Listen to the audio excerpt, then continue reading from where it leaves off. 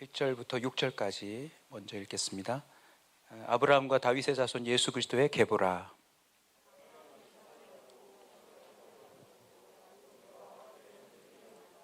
유다는 다말에게서 베레스와 세라를 낳고 베레스는 헤스론을 낳고 헤스론은 람을 낳고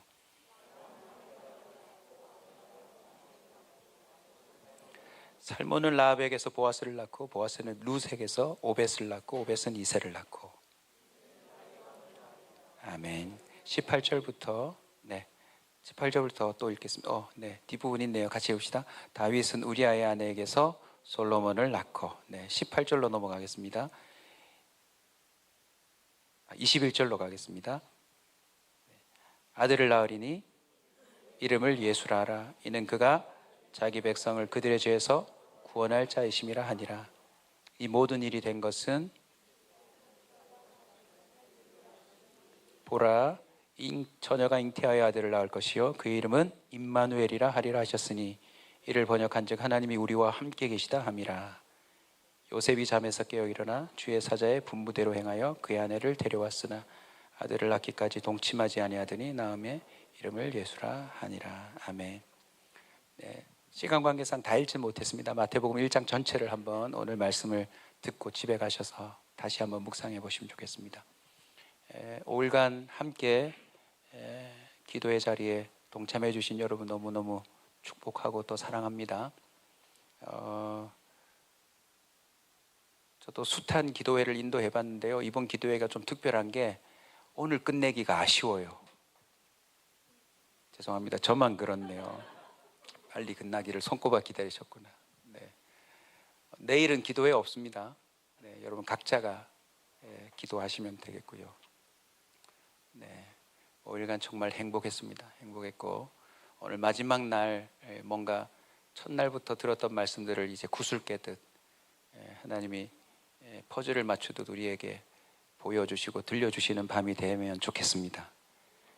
광고 말씀 잠깐 드리면요. 오늘 설교 마치고 기도 들어간 뒤에는 여러분 결심 기도 카드 있죠. 그래서 5일간 참석하신 도장을 받으신 분들 또 도장이 다 없더라도 도전하십시오. 밑에 하나님이 주신 결심 3가지 한번 꼭 적어보시고 모두가 나오실 필요는 없습니다. 감동이 되시는 분. 또 제가 축복 기도를 한다고 해서 모든 사람이 축복이 임하는 건 아니더라고요. 함께 같은 결심으로 기도하려고 하니까요. 감동이 되시는 분은 결심을 적으시고 기도 카드를 들고 앞으로 오시면 제가 함께 카드를 보고 기도하겠고요. 줄을 서지는 마십시오. 여러분 각자가 기도하시다가 감동이 되시면 오시면 하고요. 아무도 안 나오시면 저는 그냥 제 기도할 거고 그렇게 자유롭게 성령이 주시는 감동대로 하시면 되겠습니다. 그리고 저희 교회 교인이 아님에도 불구하고 또 함께 참여해 주신 분이 계십니다. 우리 예수 그리스도의 머리 대신 교회 안에 한 지체니까 동일한 마음으로 축복하고 싶고요. 혹시 외부분 중에 5개를 다 도장을 찍으신 분은 나중에 우리 사역자에게 전화번호와 성함을 좀 남겨두시면 하여튼 기도하다가 또 자꾸 선물을 달라고 그러셔서 기도하면서 준비해보고 있습니다. 그래서 어떤 의미 있는 선물이 있을까 고민하고 있는데 만약 결정이 되면 전달해 드리도록 하겠습니다. 우리 앞뒤 좌우로 한번 이렇게 마지막 인사를 좀 할까요? 보아스와 또 그 밭에 있었던 사람들의 인사입니다. 보아스가 뭐라고 인사하죠? 여호와께서 당신과 함께 하시기를 원하노라. 그러면 받는 사람이 뭐라고 그랬죠? 여호와께서 당신을 복 주시기를 원하노라. 자, 서로 인사하겠습니다. 여호와께서 당신과 함께 하시기를 원하노라. 여호와께서 당신에게 복 주시기를 원하노라. 자, 오늘 엘리멜렉의 결심으로부터 출발해서 지금 오늘 마지막 날인데요. 보아스의 결심으로 끝나서 해피엔딩으로 마치 드라마 한 편이 너무너무 행복하게 끝날 것으로 예상했는데 이게 여기서 끝이 아니에요. 마태복음 1장으로 가보니 세상에 이 보아스의 룻의 결심, 나오미의 결심이요 다 연결되어 있는 거예요. 무엇으로요? 족보로요. 시작합니다. 어디서부터 또 시작합니까? 아브라함과 다윗의 자손 예수 그리스도의 계보라.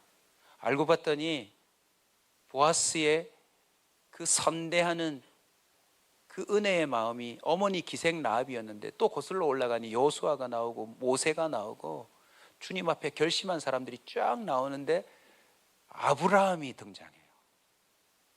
아브라함은 어떤 인물입니까? 이 세상의 바벨탑 사건부터 시작해서 각자가 자기 언어로 흩어져서 자기 신을 섬기며 살아가는 족속들 가운데 하나님이 하나님의 백성을 다시 한번 세우겠다 해서 자녀가 없는 늙은 노인네 아브라함 사라 부부를 불러내시고 그들에게 결심하게 하셔서 이스라엘의 조상이 되게 하시잖아요. 알고 봤더니 이 결심이 나만의 결심만이 아닌 거예요. 모두가 연결되어 있는 거예요. 여러분, 오늘부터 안목을 좀 가지십시오. 나에게 범상치 않은, 뭔가 이거는 성령이 주시는 게 틀림없다 싶은 결심이 올 때는요, 그 결심은 어마어마한 것들과 연결되어 있습니다. 그러니 쉽게 포기하지 마십시오.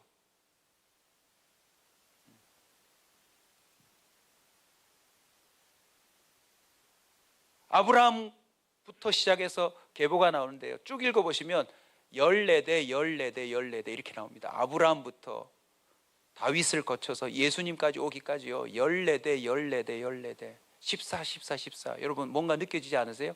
이건요, 하나님이 다스렸다는 뜻이에요.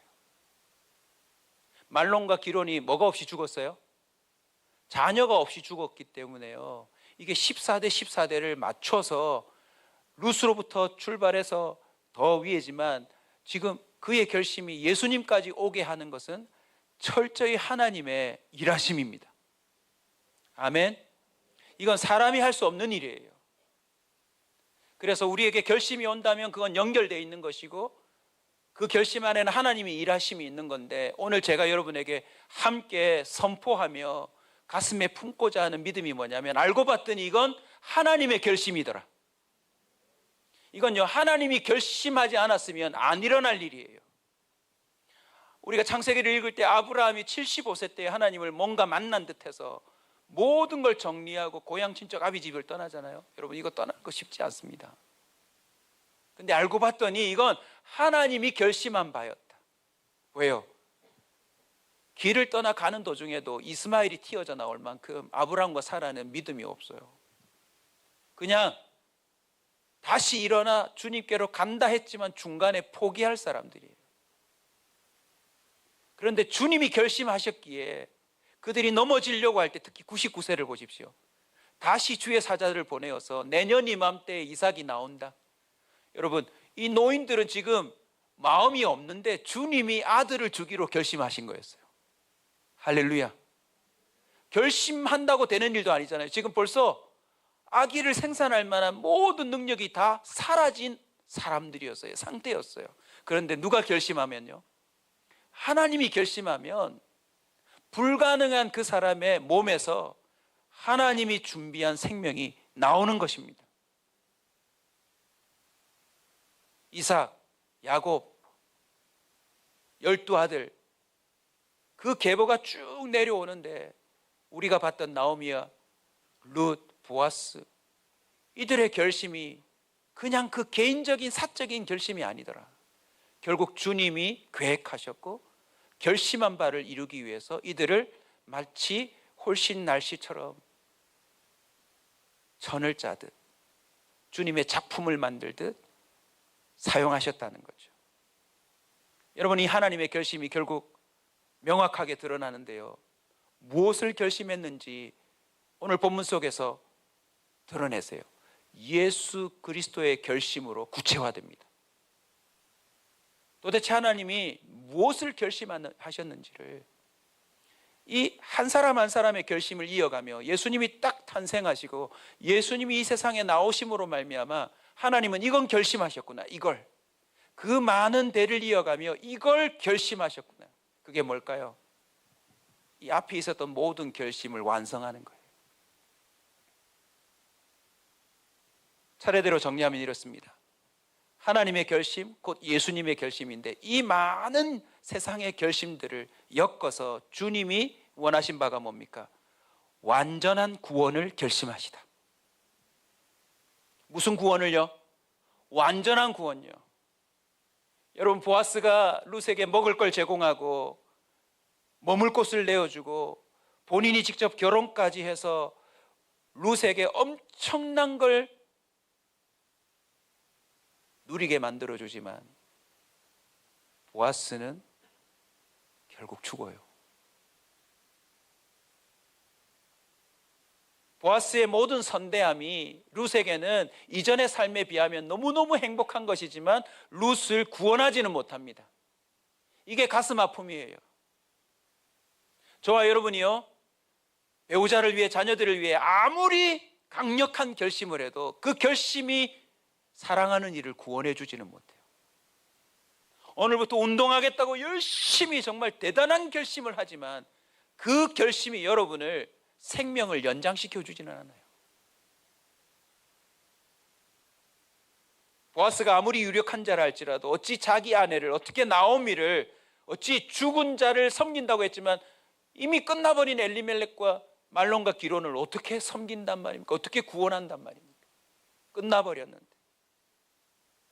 여러분, 이 세상에 어떤 누구도요, 그 본인의 결심과 또 그것을 실행에 옮기는 의지와 노력으로 구원에 이를 수는 없습니다. 그래서 그 결심이 이어지는 가운데 예수님이 등장하심으로 하나님의 결심을 엿볼 수 있습니다. 완전한 구원을 이루리라. 그래서 여러분, 누가복음 한번 가볼까요? 2장 1절부터 봅시다. 누가복음 2장 1절부터 4절까지 같이 한번 읽을까요? 그때 가이사 아구수도가 영을 내려 천하로 다 호적하라 했으니 이 호적은 구네료가 수리아 총독이 되었을 때 처음 한 것이라. 모든 사람이 호적하러 각각 고향으로 돌아가며 요셉도 다윗의 자손 족속이므로 갈릴리 나사렛 동네에서 유대를 향하여 어디로 갔습니까? 베들레헴이라 하는 다윗의 동네로 갔고요. 5절 읽읍시다. 그 약혼한 마리아와 함께 호적하러 올라가니 마리아가 이미 잉태하였더라. 6절 7절도 읽을까요? 거기 있을 때 그때 해산할 날이 차서 첫 아들을 낳아 강보로 사서 구유에 누였으니 이는 여간에 있을 곳이 없습니다. 예수님은 베들레헴에 태어나셨어요. 원래 여기서 출산할 계획이 없었어요. 근데 그때에 로마 정부가 뭘 내렸습니까? 모든 사람들은 자기 고향으로 돌아가서 인구 센서스를 해야 된다. 자기 본적지로 돌아가라. 인구가 몇 명인지 카운트하겠다. 참 하나님은 온 세상을 다스리시는 놀라운 통치자입니다. 요셉과 마리아가 이 하나님의 결심을 어찌 알겠습니까? 하나님이 베들레헴에서 예수가 나오기로 결심하셨어요. 왜요? 그 떡집에 아무리 다시 보리가 추수된다 할지라도 먹고 살 수는 있지만 영원히 배부를 수는 없더라. 그래서 룻기에서 보았던 이 베들레헴의 흉년, 다시 추수, 빈손이 채워짐, 이 모든 내막 속에 하나님이 결심한 바가 뭡니까? 이제 떡집에다가 내가 영원한 떡을 보내주리라. 그래서 여러분이 이제 연결하셔야 돼요. 예수님이 오셔서 사실 좀 생뚱맞은 이야기를 많이 하십니다. 우리 같이 찾아볼까요? 요한복음 6장 35절입니다. 예수께서 이르시되 나는 생명의 떡이니 내게 오는 자는 결코 줄이지 아니할 터이요 나를 믿는 자는 영원히 목마르지 아니하리라. 나오미와 룻이라고 하는 대책 없는 여인들이 다시 여호와가 자기 백성을 돌본다는 그 소식을 듣고 베들레헴으로 돌아왔을 때 상상치 못하는 보아스로부터의 선대함과 예수 그리스도의 계보로 올라가는 놀라운 상승을 보여줬는데요. 이게 사실은 예수 그리스도의 완전한 구원을 향한 방향 지시입니다. 요한복음 6장 48절에도 예수님이 한 번 더 선포합니다. 내가 곧 생명의 떡이니라. 부모들이요, 자녀들이 참 잘 자라는 걸 보면 희한하게 동일한 대사를 보여요. 내가 밥을 안 먹어도 배가 부르다, 너 보니까. 심리적인 만족감 아닙니까? 그런데 예수님은요, 그 정도가 아닙니다. 실제로 주님이 우리의 양식이 되십니다. 모든 면입니다. 주기도문에 나오듯 일용할 양식을 위해서 기도하라라고 한 것은요, 주님이 적어도 일용할 양식은 책임진다는 뜻입니다. 하도 안 믿으니까 주님이 공중에 나는 뭘 보라고 그랬습니까? 들에 핀 뭐를 보라고 했습니까? 풀과 꽃을 보라고. 오늘 아궁이에 던져지는 그 하찮은 것도 입히거늘 하물며 너일까 보냐, 믿음이 적은 자들아. 하도 안 믿으니까 수천 명이 모여서 배가 고파 있을 때 오병이어로 주님은 그들을 모두 다 배불리 먹이시고 12강주리가 또 남게 하세요. 여러분 수학 좀 하시면 계산해 보세요. 오병이어로 4,000명, 5,000명이 먹고도 12강주리가 남았어요. 12강주리는 얼마를 먹일 수 있다는 거죠? 여러분 오늘부터 예수 그리스도께로 온전히 돌아가시기 바랍니다. 주님은 우리의 영원한 떡입니다. 이 땅에서도 먹고 살 수 있도록 도우십니다. 욕심만 부리지 않으면. 대신 일용할 양식이에요.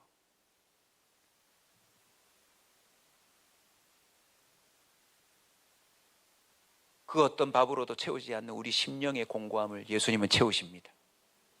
그리고 영생을 누리게 하십니다. 여러분 천국 우리 모두 다 가겠지만 궁금하지 않으세요? 천국에서 뭘 먹을까? 이 계보를 보십시오. 우연히 마침 룻기의 주제이기도 한데요, 어떻게 이 남자가 이 여자랑 만났을까? 어떻게 또 여기서 이 아이가 나왔을까? 또 이 아이는 왜 또 여기서 이렇게 만날까? 이 계보에 오를 수 없는 사람들이 다 등장해요. 나름의 그 시대의 구원이라고 생각했겠지만 완전하지 않았고, 우리 주님은 완전한 구원을 결심하시고 이 모든 하나님으로부터 출발한 그 우연히 마침을 다 연결 지으신 것입니다. 그 외에도 예수님을 보십시오. 오늘도 여러분 좀 정말 실행에 옮기셨으면 좋겠어요. 기도 제목으로 던질 텐데, 현장에서 가늠하다 붙잡힌 여인, 묘사된 영화나 그런 사진들을 보면요, 땅바닥에 완전히 엎드렸어. 예수님의 그 발치 앞에서 감사합니다, 고맙습니다.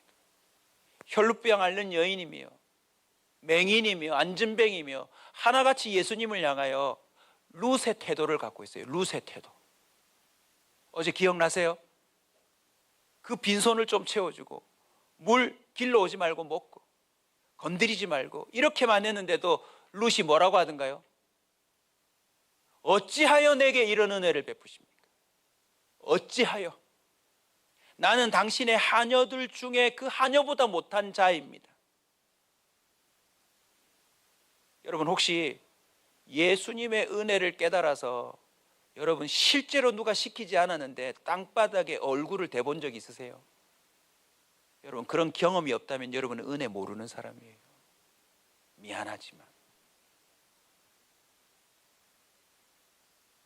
굳이 강대상에 나오라고 유도하지는 않겠습니다. 여러분 있는 자리라도 정말 이건 정신적, 마음적이 아니라요, 실제 행동으로 어찌하여 나 같은 자에게 이런 은혜를 베푸시나이까 라고 여러분의 그 하찮음과 하나님의 위대한 은혜에 대한 고백과 찬송과 영광 돌림이 드디어 여러분의 삶에 나타나기를 축복하고 싶습니다.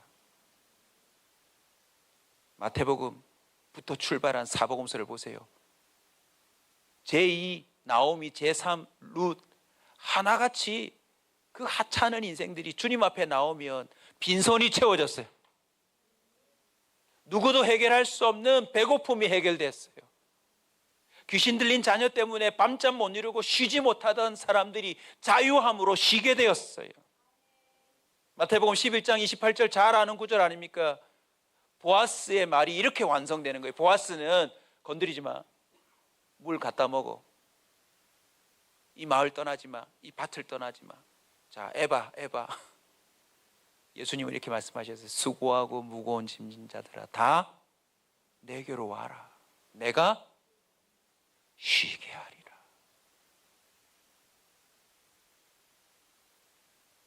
보아스가 러블리하게 모서리 잡아주고 에바 해주고 인간이 이렇게 해주는 건요, 좋긴 하지만 완전한 구원은 아니거든요. 근데 주님이 선포한 쉬게 하리라 안에는요, 완전한 구원이 담겨져 있습니다. 예수를 믿는데도 제대로 평안을, 쉼을 못 누린다면요, 주님께로 온전히 돌아간 게 아니에요.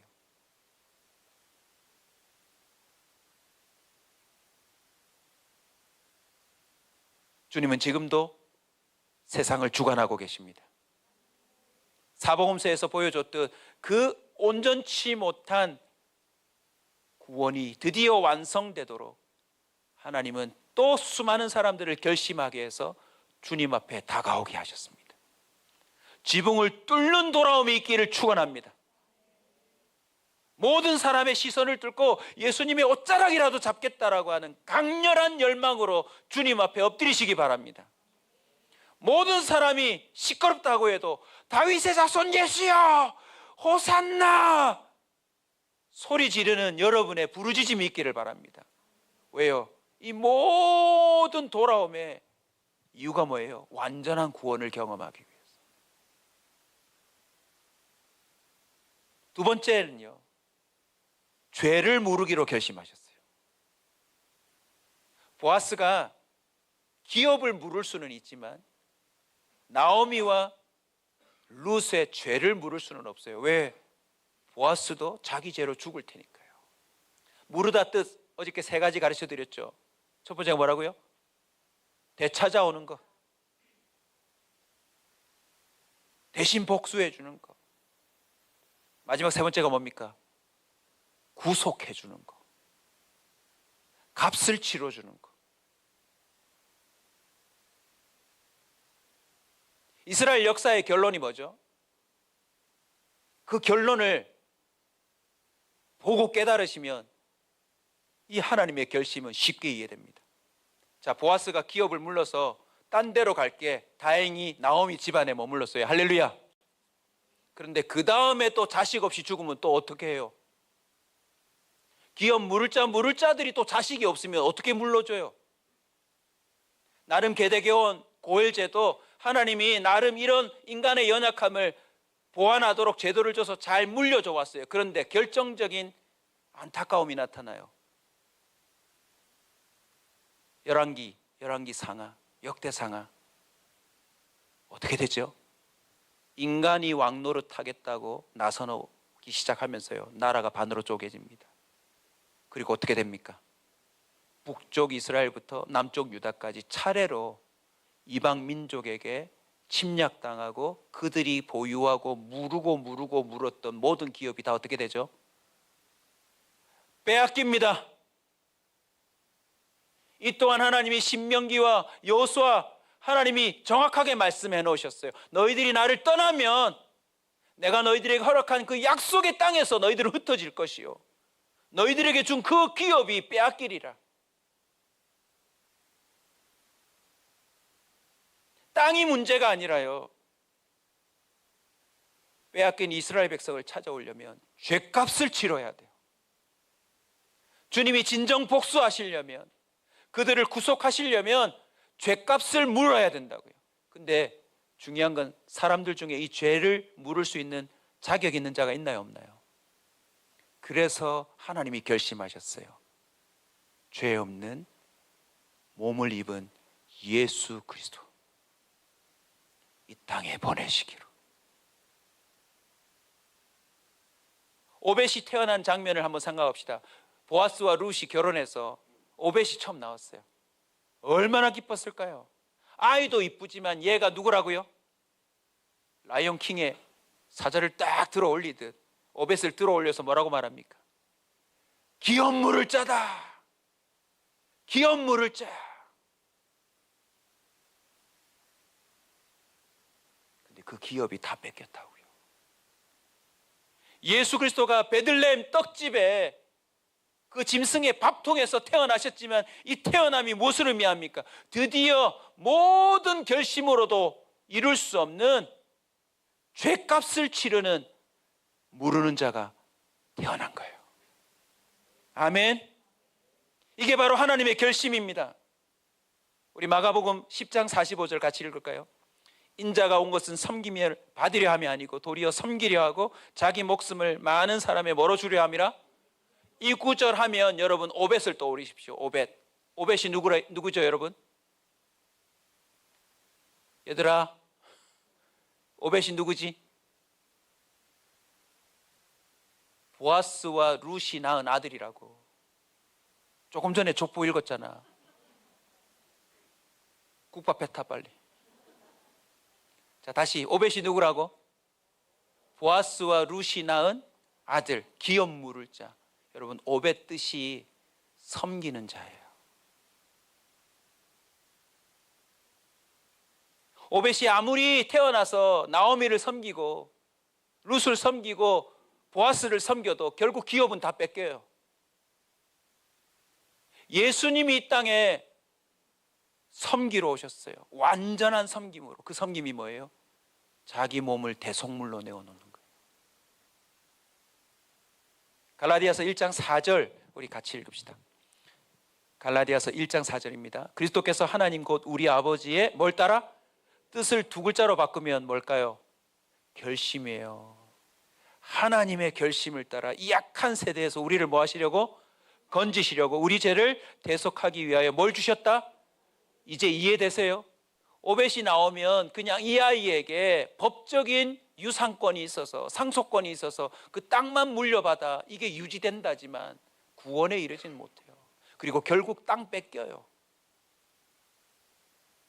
진정한 섬기는 자이신 예수 그리스도가 이 땅에 태어나셔서 하나님의 그 결심을 보여주시는 거예요. 자, 몸으로도 안 되는 그 어떤 결심으로도 안 되는 죄를 물으는 걸 내가 실행에 옮기겠다. 디모데전서 2장 6절 같이 한번 읽읍시다. 디모데전서 2장 6절입니다. 그가 모든 사람을 위하여 자기를 대속물로 주셨으니 기약이 이르러 주신 할렐루야. 이 앞에 구절이 얼마나 좋습니까?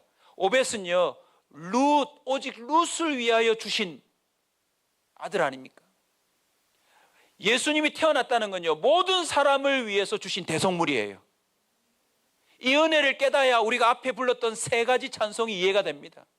나 이제 별별 것 다 경험하고 답이 없어서 주께로 돌아왔는데 주님이 뭐라고 말씀하세요? 내치지 않으세요. 나의 사랑 어여쁜 자야, 너는 보석보다 귀하다. 우리가요, 룻처럼 정말 땅바닥에 얼굴을 바짝 대고 얼굴을 듣지 못하고 어찌하여 나 같은 자에게 이런 결심을 하셨습니까? 그 나이 많은 사람이 그 선대해 주는 것에도 룻이 이렇게 감격하는데요, 오늘날 많은 그리스도인들이요, 찬송도 자기 기분이 좋아야 불러요. 자기가 아는 노래라 불러요. 여러분, 찬송 안에는요, 은혜에 대한 반응이 담겨져 있는 거예요.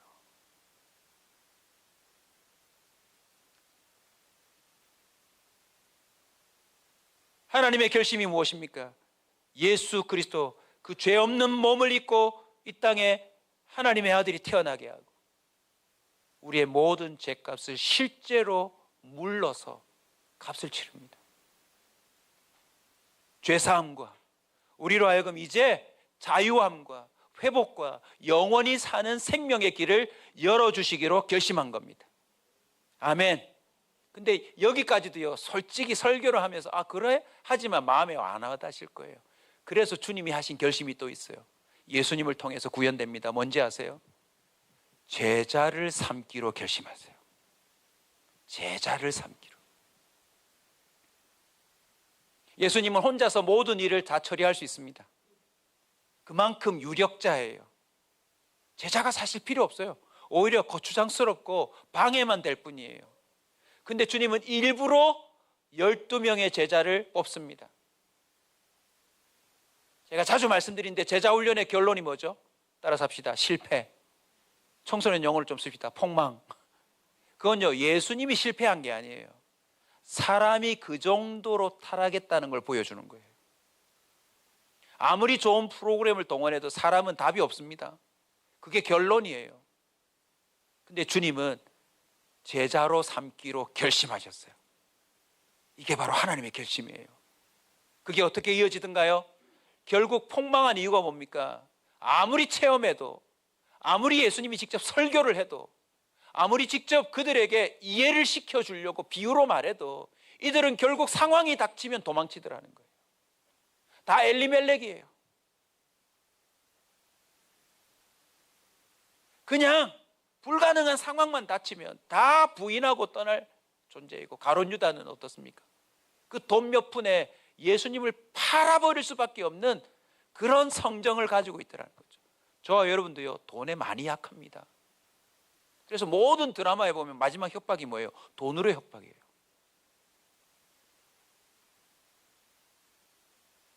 오늘도 거래처에서 오늘 저녁에 100억대 계약을 합시다 했으면 오늘 여기 안 왔을 가능성이 매우 높습니다. 100억인데 오늘 여기 오신 분들은 계약이 전혀 없는 분들이에요.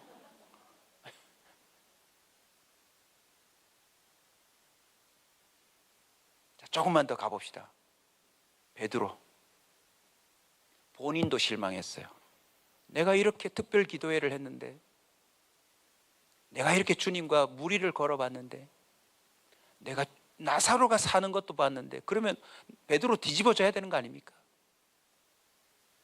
근데 그는요, 하찮은 여종의 질문에 나 몰라요 예수, 내가 그 사람 안다고요? 예수를 저주까지 합니다. 그의 결심은 그냥 그렇게 끝나요. 난 주를 위해 살겠다고요? 그 결심 못 믿어요. 하나님의 결심이 뭐죠? 부활하셔서 베드로를 다시 찾아옵니다. 할렐루야. 이게 바로 하나님의 결심입니다. 도망쳐도 잡으러 가십니다. 오늘도 찬양팀 모여서 하는데요, 여러분 어떻게 보셨는지 모르겠지만 저희들 진짜 찬양 인도를 안 하고 우리 찬양하려고 노력했습니다. 근데 오늘 아이들의 나눔 속에요, 너무너무 기뻤어요. 5일 동안 너희들의 받은 은혜를 한 단어로 표현하고 설명 좀 해보려 했더니 쭉 나왔던 게 이겁니다. 연결됨. 그들의 결심과 우리의 지금 모든 상황이 다 연결되는 것 같다. 근데 그 다음 친구가 뭐라는 줄 아세요? 하나님이 하나 되게 하시는 것 같다. 우리는 하나 될 수 없지 않느냐, 이건 하나님이 하셔야 되는 거 아니냐, 하나가 되는 게 느껴진다. 그 다음 아이가 뭐라는 줄 아세요 여러분?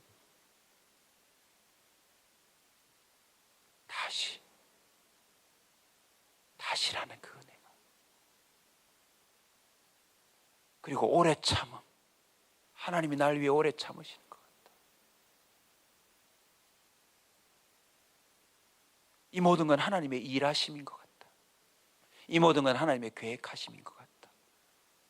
여러분, 이 10대, 20대 아이들이 이 단어를 찾아낸다는 건요, 목회를 오래 한 저로서 자신 있게 말할 수 있습니다. 주님이 이 아이들에게 결심하고 끈질기게 추적해서 이 아이들이 지금 여기 붙어서 이런 말을 하고 있는 거지.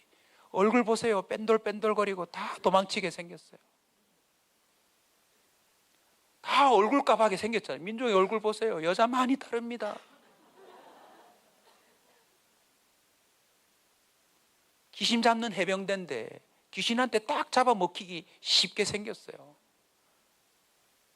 여기 틴틴 아이들 얼굴 보세요. 얼마나 잘생겼는지. 주님, 거짓말했습니다. 용서해 주시옵소서. 네. 농담이 아니고요, 우리 아이들 유심히 보면 아이디어도 많고 재능도 많고 하고 싶은 것도 많아서 얘들이 교회에 붙어 있을 애들이 아니에요.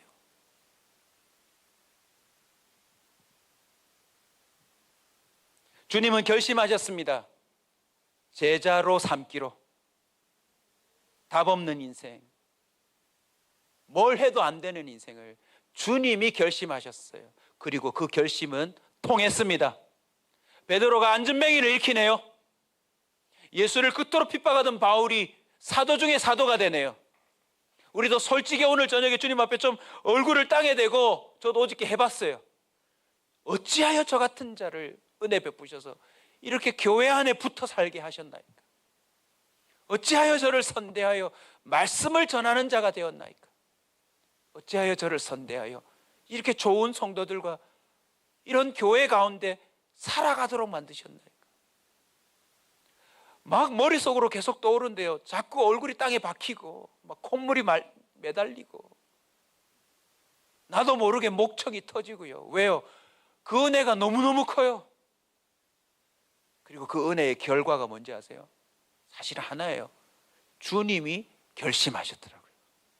나를 놓지 않기로. 나를 꽉 붙들고 너는 내 안에 살아야 돼 이놈아.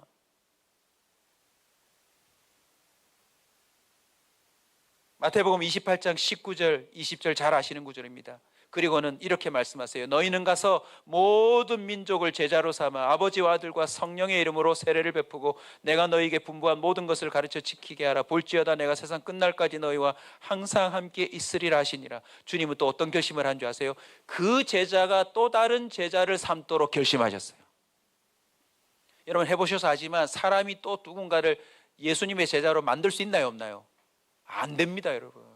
이 말은 주님이 14대 14대 14대 이어져 왔던 이 계보를 이제는 제자의 계보로 이어가겠다는 뜻이에요. 할렐루야. 그래서 오늘 여기까지 온 겁니다. 대한민국에 얼마나 헌신한 보아스가 많았습니까? 대한민국에 얼마나 많은 나오미와 룻이 있었습니까? 애기 업고 잡고 마룻바닥에서 철야를 하며 하나님 이 민족을 살려달라고, 우리 가문을 회복시켜달라고 주께로 돌아갑니다. 제 어릴 적 듣던 거의 모든 찬송가는 천부여 의지 없어서 주께로 돌아갑니다. 주님 뜻대로 살기로 했네. 모든 게 돌아가는 노래였습니다. 심지어 유행가도 그 내용에 돌아와요 부산항에.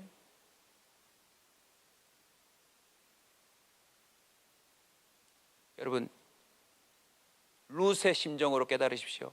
보아스가 결심하지 않았으면 룻은 그런 혜택이 전혀 없습니다. 룻이 아무리 결심해도 그걸 못 얻습니다. 여러분이 그래도 각자가 요만큼이라도 신앙을 유지하고 있는 건요, 하나님이 결심하셔서 가능한 일입니다. 우리는 매일매일 주님을 저버리기로 결심하거든요. 기도 제끼고 말씀 제끼고 필요에 따라서 우리의 풍요와 우리의 쾌락과 즐거움을 위해 우리는 언제든지 주님을 패스하는 결심을 하지 않나요? 근데 주님이 결심하고 내가 반드시 제자로 만들리라, 내가 반드시 하나님의 사람으로 세우리라.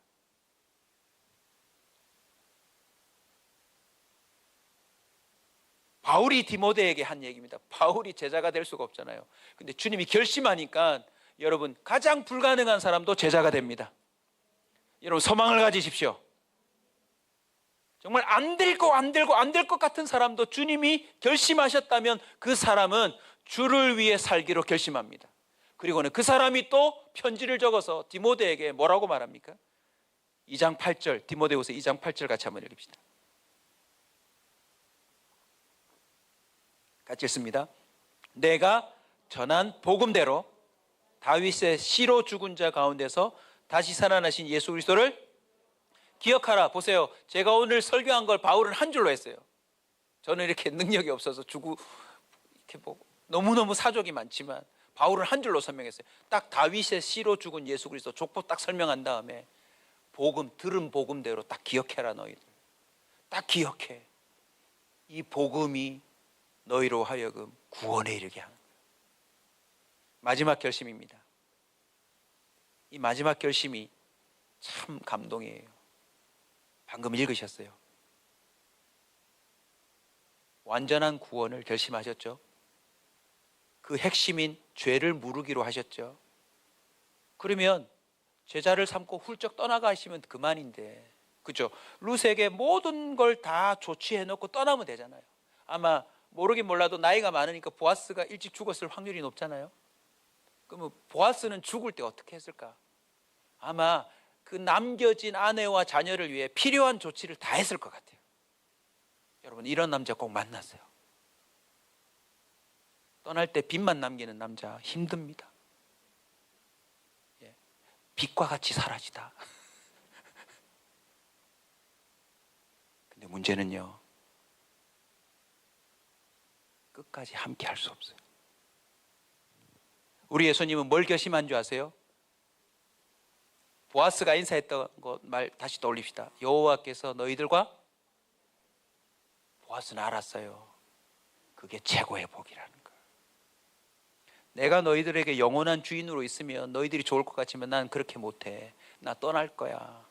여호와께서 너희와 함께 했으면 좋겠다. 여러분, 이제 퍼즐이 맞춰줄 겁니다. 보아스와 루시의 아들을 낳았는데 그 이름은 누가 지어줬죠?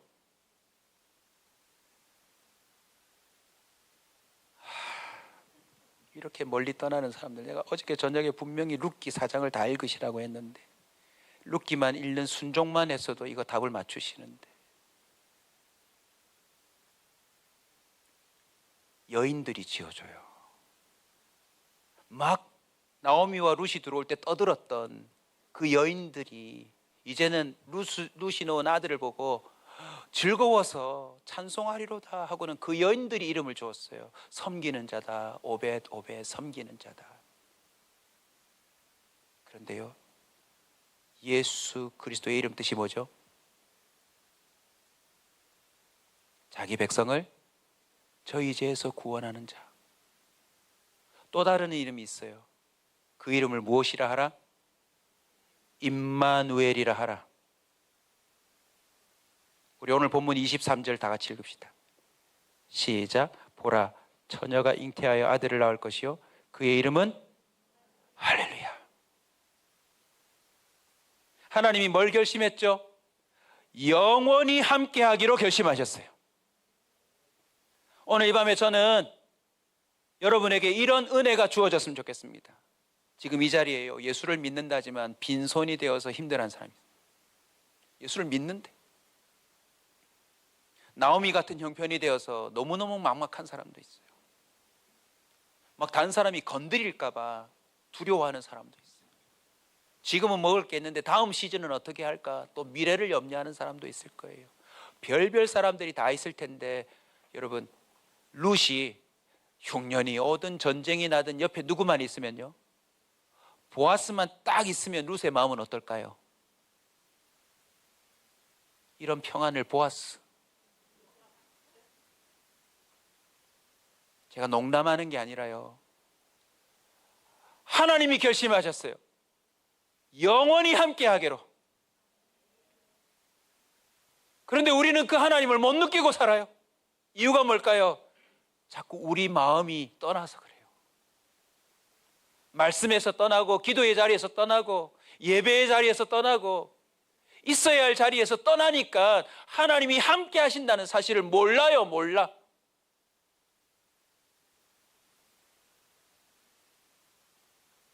내가 세상 끝날까지 너희와 항상 함께 있으리라.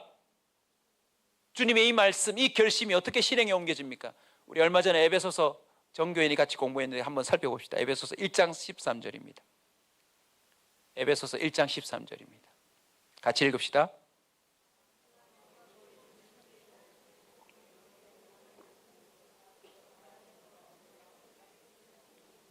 나오미가 베들레헴의 소식을 듣고 와서 이 은혜를 경험했는데, 에베소서에서 바울이 설명합니다. 편지로. 우리는 예수 그리스도의 이 복음을 듣고 완전한 구원, 죄를 물으시는 은혜, 우리 같은 자를 택하시고 제자로 삼으시는 이 은혜에 대한 복음을 듣고 그 안에서 우리가 믿어, 이 믿어를 다른 말로 바꾸면 결심이에요.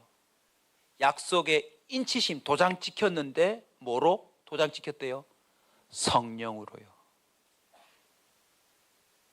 성령으로 우리 안에 들어오셔서 영원히 함께 하시기로 주님이 결심하셨어요. 그래서 저는 우리 틴틴 아이들이 너무너무 기대돼요. 제가 사실은 잘 몰라요, 얘네들 일상을. 주일날 한 번씩 보니까. 그런데 가끔 보지만 저는 확신이 있습니다. 이 아이들 속에 성령이 계셔요. 이 아이들은 포기하겠지만 성령은 포기하지 않습니다, 이 아이들을. 그래서 반드시 이 아이들을 하나님의 결심대로 살게 하실 겁니다. 제가 여기 서 있는 것처럼. 놀라운 말이 나옵니다. 14절 우리 큰 소리로 읽어주세요. 시작.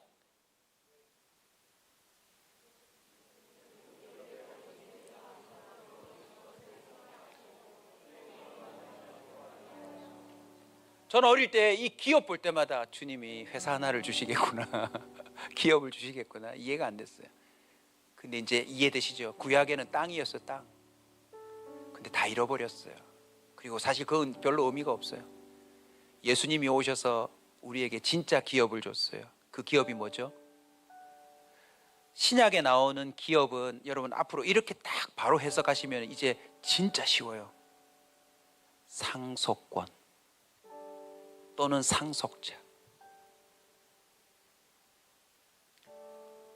여기 민종이 이제 제대해가지고 앞길이 사실 막막해요. 근데 얘가 스티븐 잡스의 상속 유일한 아들이라면 우리가 볼 때 염려됩니까? 염려 안 됩니까? 걱정 안 되잖아요.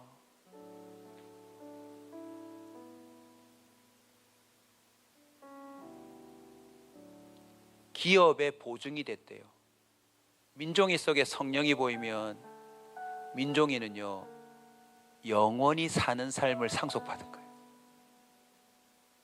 그리고 보디발의 밭에 그 물도온 소년들이 있었던 것처럼 하나님의 모든 천사들이요 민종이를 바라볼 때 자 상속자다 지켜라 지켜 지켜야 돼 지켜야 돼.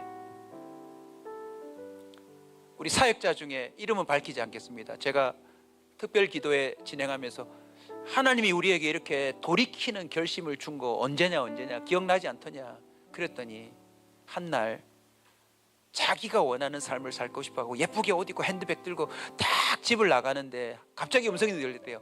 너 어디 가? 그 음성을 듣고는 앉아가지고 엉엉 울고 막 가방 던지고. 근데 그때 그 시간이 우리 교회에서 창세기 공부하는 시간이었대요. 그 음성 듣고는 창세기 공부에 와서 뒤에 맨 앞 뒷자리에 앉았대요. 근데 공부 내용은 안 들리는데 막 하염없이 눈물이 나더래요. 그렇게 눈물이 나더래요. 저는 기억이 안 나는데 그랬대요. 그날 제가 전체 앞에서 저기 맨 뒤에 우시는 분을 위해서 우리 다 같이 기도합시다 그랬대요. 아마 제 기억이 안 나서 잘 모르지만 제 예상으로는 그렇거든요. 저는 안 나오던 성도가 와서 막 울며 기도하면 진짜 무섭습니다. 큰일 났구나. 진짜 큰일 났구나 이거. 그 음성을 잊을 수가 없대요. 너 어디 가? 그랬던 그녀가 지금 우리 교회 전도사님이 되어 있어요. 그날 너 어디 가라고 부른 이가 누굴까요? 기업의 보증이 되시는 성령님이 틀림없어요. 너 상속자야. 그 돈 몇 푼 불어가지고 뭐 하려고? 너는 이걸 상속받아야지. 예수 안에 일용할 양식, 세상 사람들이 알지 못하는 평강과 행복, 주님의 일하심을 누리고 살아가는 기쁨, 미천한 너를 통해서 또 수많은 사람들이 빈손이 채워지고 그 하나님의 돌보심을 경험하는 것.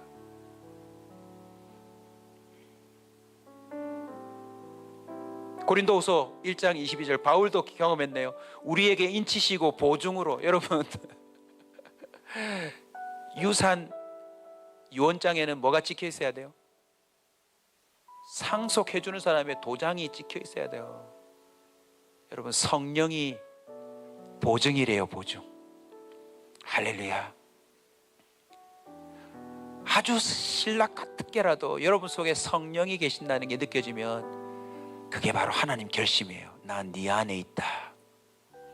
난 널 안 떠난다. 그리고 내가 반드시 너를 내가 원하는 삶을 살게 하리라.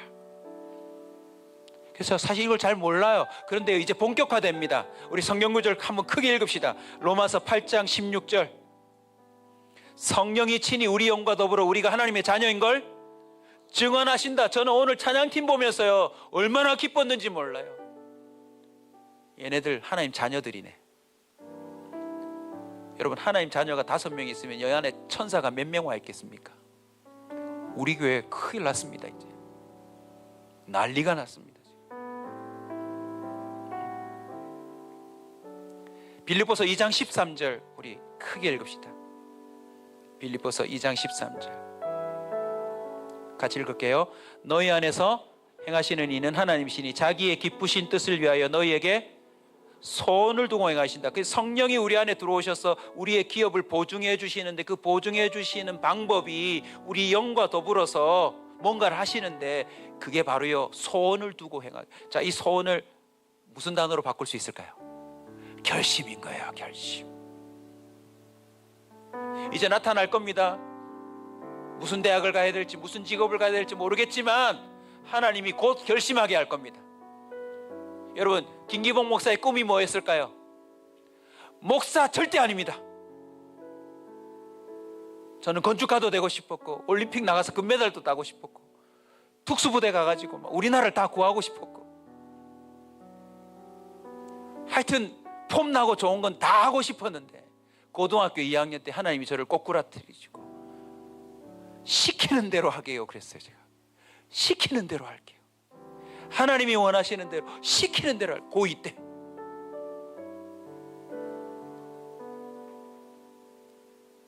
이번 기도에 하나님이 여러분에게 소원을 주시기를 원합니다.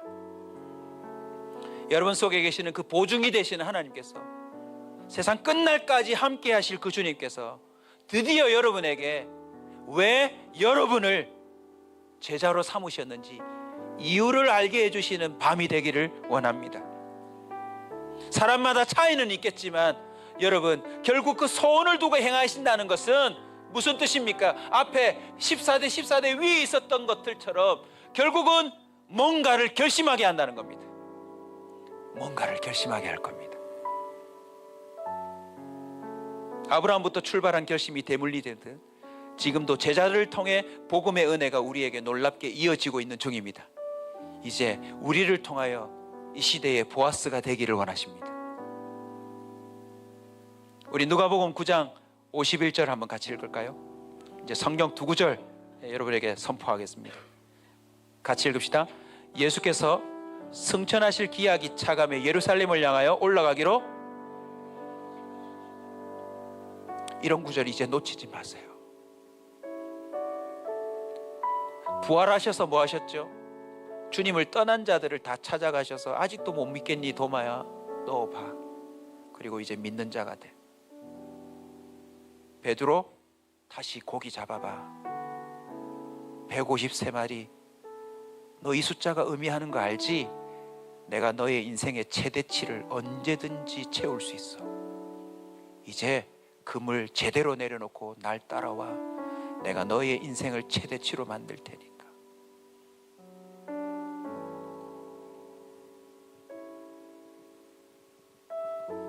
주님이 승천하실 기약이 차감해 예루살렘을 향하여 왜 올라가기로 또 굳게 결심합니까?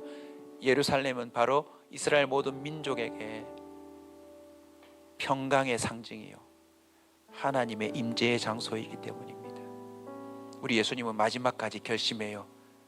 구약에 보여줬던 모든 불완전한 것들이 완전하게 될 거라는 사실을. 우리 다시 이제 룻기를 끝내며 보아스의 엄마 룻기에 등장하지 않지만 사실 룻기를 가능하게 했던 여인 기생 라합에게 가서 오늘 모든 순서를 마치려고 합니다. 우리 메시지를 마치려고 합니다. 히브리서 11장 13절 다 같이 읽읍시다. 같이 읽읍시다. 믿음으로 기생 라합은 히브리서 11장 31절입니다. 죄송합니다. 히브리서 11장 31절 같이 읽읍시다. 믿음으로 기생 라합은 정탐꾼을 평안히 영접하였으므로 순종하지 아니하는 자는 함께 멸망하지 않습니다. 여러분, 이번 룻기의 결론입니다. 결국 믿음이란 단어를 뭘로 바꿀 수 있을까요? 결심으로. 그래서 이제 공식이 만들어지는 거예요. 믿음은 이꼴 결심이에요. 그리고 그 밑에 또 단어가 나오네요. 그 믿음이 진짜 결심이라면 이꼴 또 뭡니까? 순종이에요. 그리고 또 하나의 결론이 나오네요. 이 꼴, 그 믿음이 참 믿음이고 그 결심이 참 결심이고 그것이 진짜 순종이라면 이 꼴 뭡니까? 멸망이 아니라 구원입니다.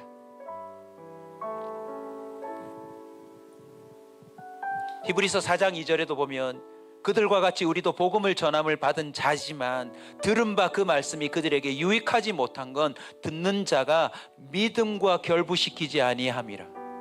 아무리 메시지가 선포되어도 여러분에게 결심이 서지 않으면 아무 유익이 없다 합니다. 자, 우리 이제 그 자리에서 한번 일어나실까요?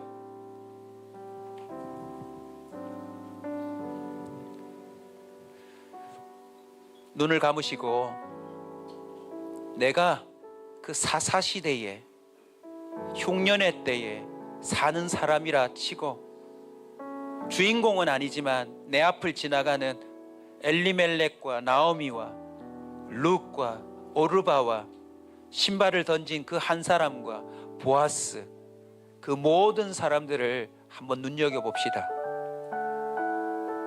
그리고 마지막 룻을 주목합시다. 어찌하여 나 같은 자를, 어찌하여 이 천한 자를 이렇게 선대하십니까? 나오미와 룻이 또 보아스가 기생라합이 우리에게 그 결심을 통하여 이 신학시대까지 전해주는 마음의 고백이 뭡니까? 주님같이 내 마음 만지는 분은 없다입니다. 주님같이 나의 이 공허하고 텅 빈 심령과 삶을 어루만지며 채워주는 자는 없다는 것입니다. 우리는 주께로 돌아가야 합니다. 무슨 일이 있어도 다시 일어나 다시 주께로 돌아가야 합니다. 아무리 배신했어도 실패했어도 멀리 갔어도 우리는 주님께로 다시 돌아와야 합니다. 주님은 우리를 기꺼이 맞아주시고 우리의 마음을 만져주실 줄로 믿습니다. 우리 다 함께 첫 번째 찬송 부르며 나아가십시다. 주님과 같이.